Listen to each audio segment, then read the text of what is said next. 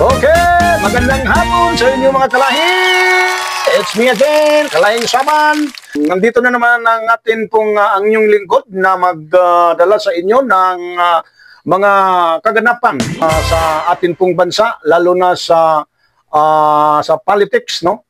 Kaya mga kalahi, ang mga hingin ko ng pabor sa inyo na huwag naman ninyong i-scroll ang ating video.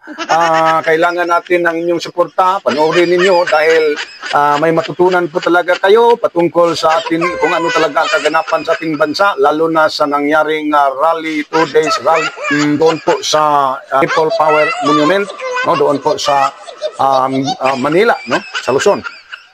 Kaya mga kalahi, no, nais ko pong dalhin sa inyo para matuto po tayo na lalo na sa mga kababayan natin na mga nasa panig ng kabilang partido, no, nasa panig ng mga Duterte na tinatawag sila ng mga Duterte diehard supporters, DDS, at saka mayroon ding mga kakamping, mayroon ding mga dilawan, o mayroon ding mga loyalist na Bongbong or Marcos loyalist, o kahit sa ibang mga partido, no, mayroong mga talagang pinipili natin na magiging leader, na gusto nating maging leader sa ating bansa. Ngunit sa kasalukuyan mga kabradsis, ang ating mahal na Pangulo Ferdinand Bongbong Marcos ay siya naman ang kasalukuyang presidente.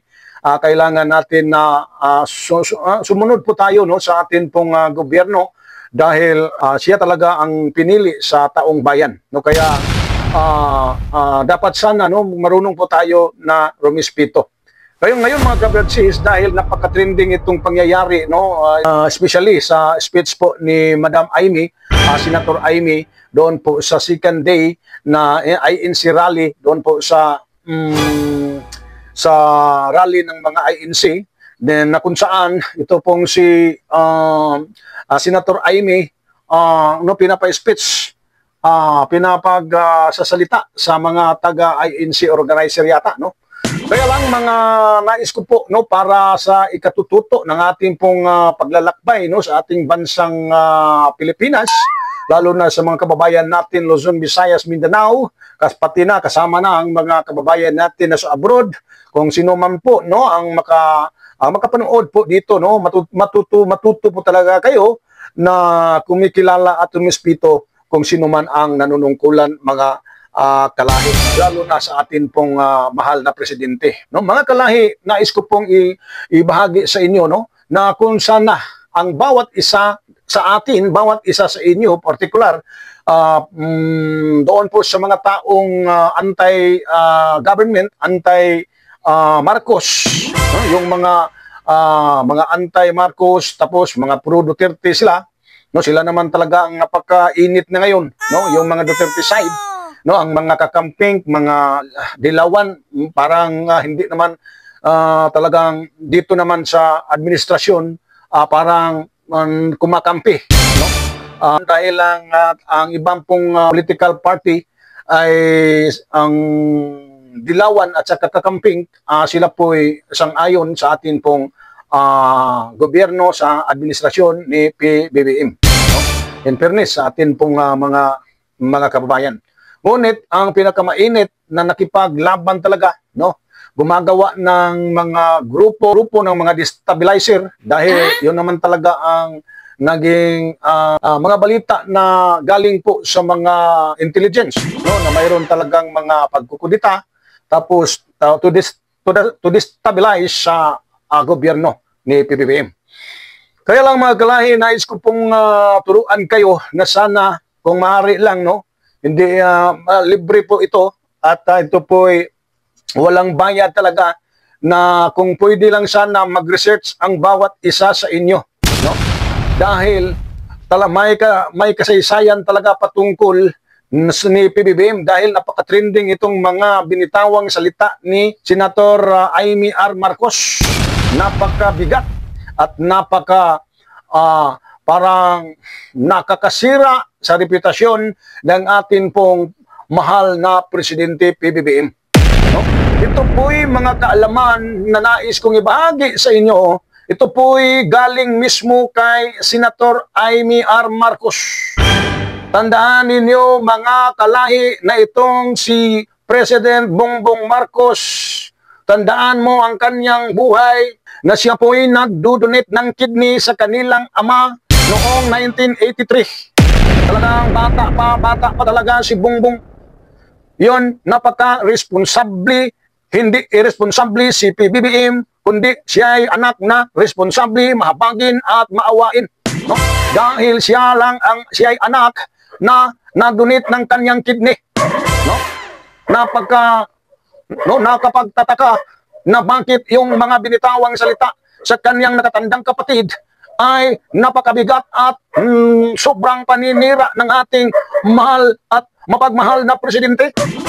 Dahil ito po'y napatunayan sa kanyang ama na nagkasakit, yung si Ferdinand Idrolin Marcos na nagkasakit, tapos kinunan ng isang kidney.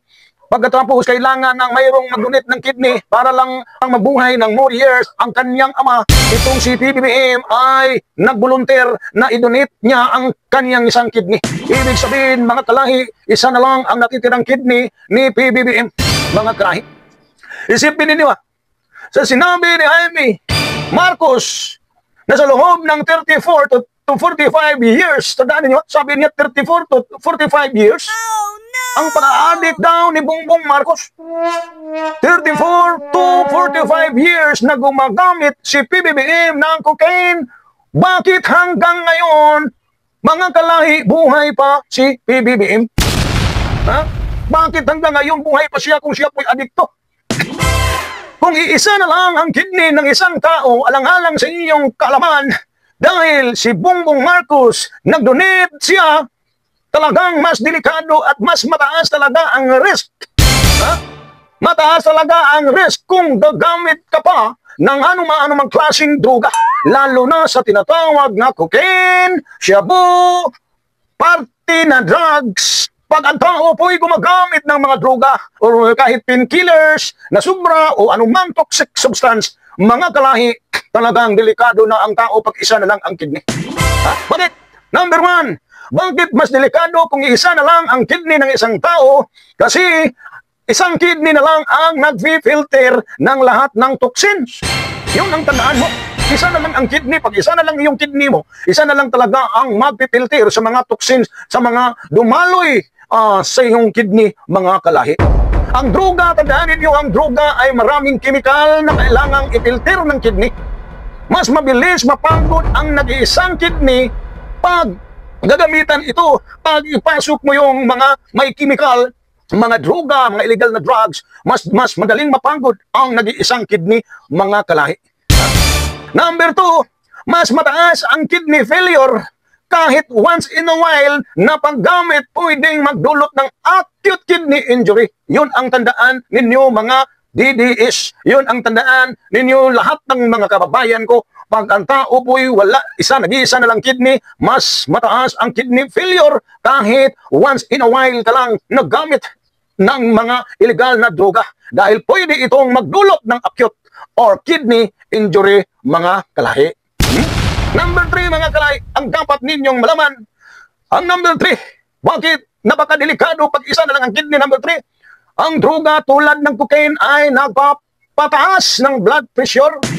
Ang high blood pressure ay pinakakalaban ng isang kidney. Ang isang kidney, ang blood pressure, yun ang pinakakalaban ng kidney, ng isang kidney. Lalo na pag isa na lang ang kidney mo, pwede itong magdulot ng permanenteng damage, mga kalahi. Number 4, bakit napakadelikado? Number 4, mas mabagal ang recovery ng katawan dahil walang backup na kidney.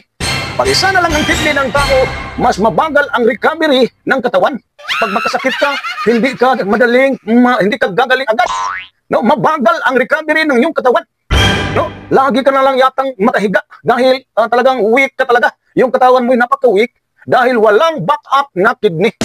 Kaya mga kalahi ko, tandaan ninyo, kaya lahat ng sinabi ni Jaime R. Marcos, puro kasinungalingan. Desperada lang talaga si Jaime dahil sa isa dahil isa siya na nasasangkot sa korupsyon. Mayroon talaga yang nakasikreto na korupsyon sa flood control. Kaya wala siyang choice kundi pabagsakin ang gobyerno kahit kapatid pa niya, kahit bunso pa niya kapatid na si PBBM para mapigilan sana ang isinasagawang investigasyon. Yun talaga ang layunin ng mga Duterte Black. Itong si Amy Marcos ay nabilong, ay nasa team itim dahil sabi nila itim na raw ang ating bansa. Nasa team itim, sinaniban yata siya ng itim kung ano kaya ang nakasanib sa kanya. Hindi na lang tayo magsabi ng mga pangit para sa ating pong senadora. No? Basta, tandaan ninyo na ito pong si Amy ayon po sa ating source of information na siya po'y may nasangko talaga, mayroon talagang bagman patungkol sa flood control. Ito po'y mga wala pa man sabihin ko na lang na ito po'y hearsay, narinig ko, ngunit mayroon naman niya silang ebidensya. Kaya lang, para sa akin, yun talaga ang narinig at yun talaga ang nakuha kong informasyon galing po sa source of information na kinukunan ko ng mga informasyon. No? Kaya lang, ito talaga, narinig natin ang mga mabibigat na salita, ang mga mabibigat na akusasyon ni Amy R. Marcos sa kanyang bunsong kapatid. Ewan ko kung saan o ano na talaga si Amy Marcos ngayon. No? Kaya mga kalahi, sana ito po'y magbigay sa inyo ng kaalaman patungkol ni PBBM. No? Napakabait na batang yan. Hindi naman ang batang ngayon dahil mag-68 na siya, 68 na. He was already 68 years old na. Tapos ito naman si Amy, nakatatandang kapatid, mga 70 yata or 72, ewan ko. Siya na po yung matanda, no? Kaya lang, matanda ka na sana, no? Ma'am Amy, sana, wag mo naman ganyanin yung kapatid mo.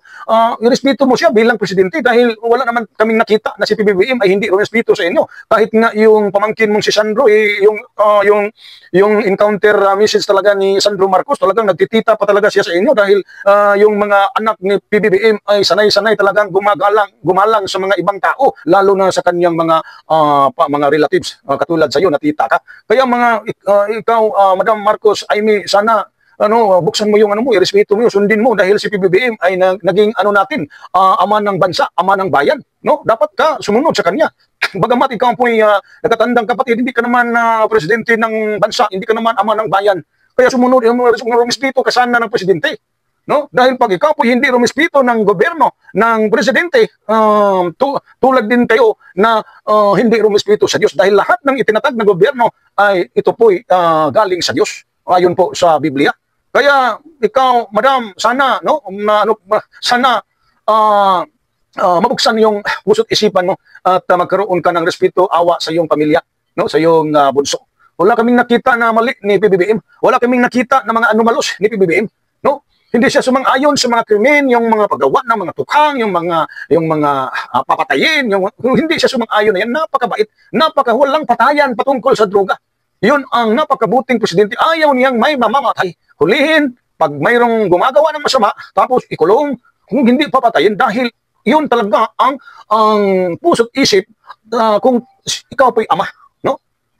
Kaya mga kalahi, dito na lang tayo at sana matuto kayo at sana natutunan ninyo ang ibinahagi ko sa inyo patungkol sa ating mahal na presidente. Siya po ay isang presidente na mahabagin, may malasakit. Kaya nga tingnan mo, napagkabisi ng ating presidente. Siya po ay pag mayroon pong marami talagang nangyaring mga disasters, mga typhoon, lindol, kahit po siya, nag-iisang kidney, talagang dinaramdam niya yung mga pagod ng katawan. Ngunit talagang tiniis niya. Siya po'y nagbisita. Pinuntahan talaga niya mga nasalanta ng mga bagyo, typhoons, mga lindol. Pinuntahan niya at tapos ina-arrange ang lahat ng pangangailangan. Yun talaga ang mabuting ama ng bayan. So nandito lang tayo mga kalahi. Sana may natutunan kayo at huwag ninyong kalimutan mag-subscribe. Huwag ninyong kalimutan mag-like, mag-share. Kung pwede mag-comment kayo sa atin pong comment section dyan. God bless!